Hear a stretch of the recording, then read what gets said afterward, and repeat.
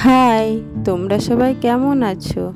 Ruma and চিকু ব্লগসের একটি ভিডিওতে তোমাদের অনেক অনেক ওয়েলকাম জানাই।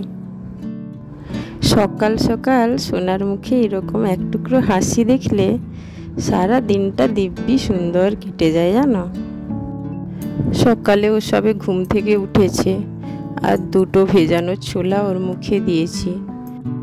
ও তবে ছোলাকে ছোলা বলতে পারে না, বাদাম বলে।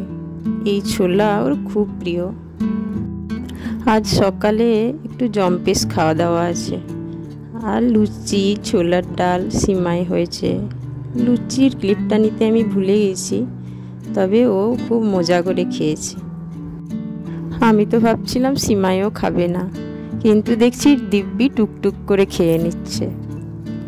আজকে সিমাইটা হয়েছিল দুর্দান্ত সুন্দর, সেই জন্যে ও একবারও বের করেনি, প্রত্যেকবার খেয়েছে। বাচ্চারা খেয়ে নিলে মায়েদের তো খুব ভালোই লাগে বলো।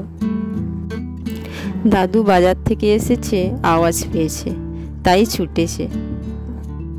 দাদু চেয়ারে বসেছে, নাতনি দাদুর কাছে এসে হাজির। দাদু তার হাতের ঘড়িটা খুলেছে, ওর আবদার হচ্ছে ও সেই ঘড়িটা একবার পরবে।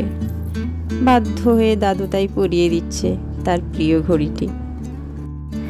ঘড়ি পরে সে কি ওর আনন্দ, সারা ঘর ঘুরছে সেই ঘড়ি পরে, খুলবেই না একদম। একবার খুলে নিলাম, তারপর সে কি কান্না। অগত্যা আবার পরিয়ে দিলাম। সেটি পরে গোটা ঘর ঘোরার পর অনেকক্ষণ পর সে শান্ত হয়েছে। এরকম একটা ছোট্ট বাচ্চা ঘরকে যেমন সবসময় ব্যতিব্যস্ত করে রাখে, এই ছোট্ট মানুষটি তেমন ঘরকে সবসময় পরিপূর্ণ করে রাখে বলো।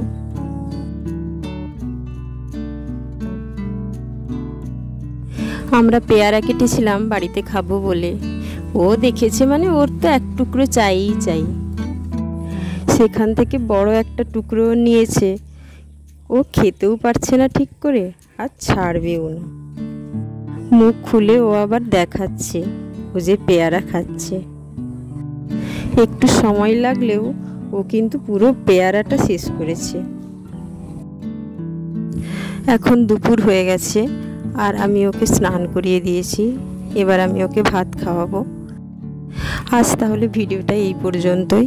ততক্ষণ পর্যন্ত তোমরা ভালো থেকো। পরের ভিডিওতে আবার দেখা হবে। আমার ভিডিও যদি তোমাদের ভালো লেগে থাকে, লাইক, কমেন্ট এবং শেয়ার করে দিও, আর আমার চ্যানেলটাকে সাবস্ক্রাইব করে দিও। আজ তবে আমি আসি, টাটা।